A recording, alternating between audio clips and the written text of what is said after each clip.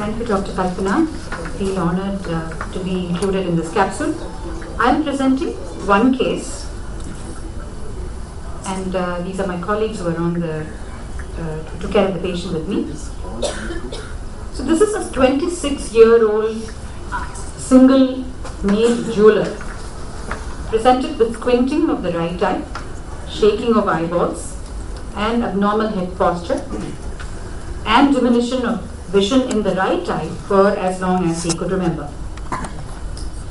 Going a little bit into the history, the right eye squinting, as he described, was inward, constant, same since childhood, not changing with glasses. As far as the shaking of eyeballs, he also reported this was constant and horizontal, present since childhood.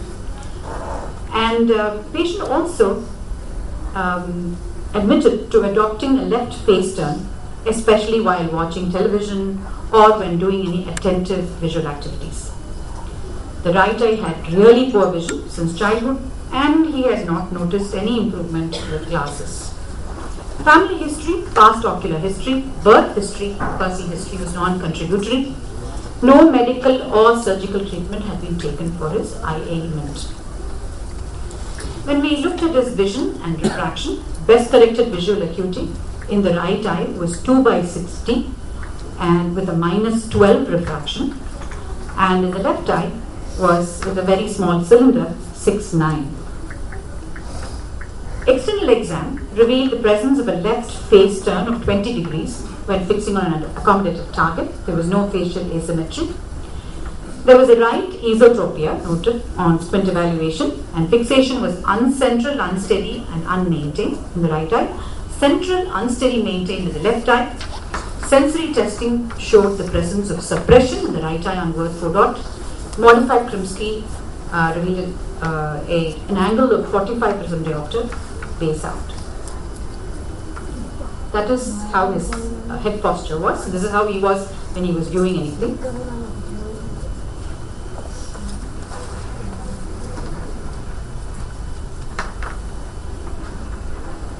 It's a video clip that's going to show you his head posture and his nystagmus.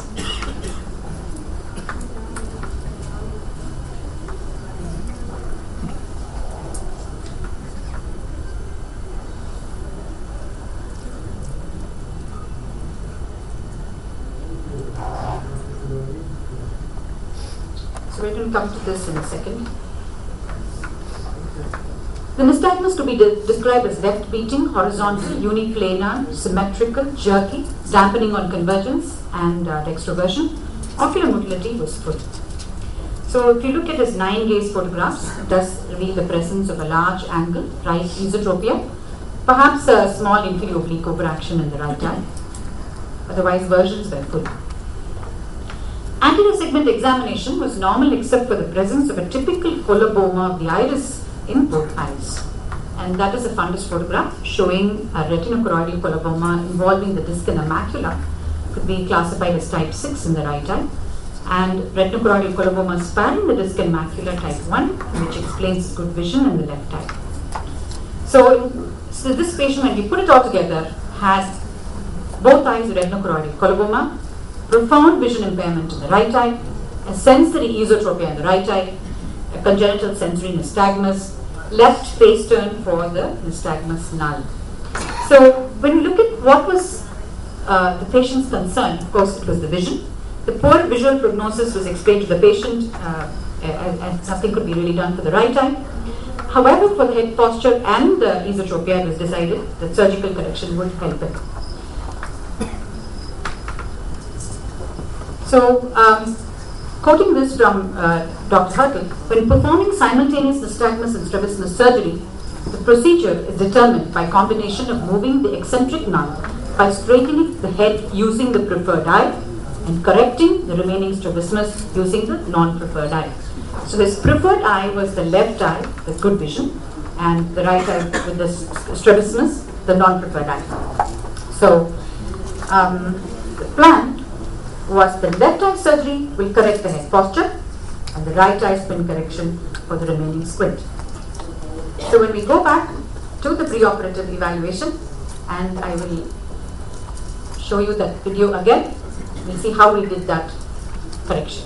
So this is how what he looked like. You saw this little clip before. Now we'll place the prism in front of the left eye to improve the head posture. And you can see his head posture becoming better. We continue to ask him to look at the distant target. And the remaining strabismus is corrected with the prism placed in front of the right eye. And since he had poor vision in the right eye, we used modified Krimsky and placed the prism in front of the right eye to correct the rest of the squint. So whatever you found in the left eye, you operated for that in the left eye. Whatever you found in the right eye, you operated for that in the right eye.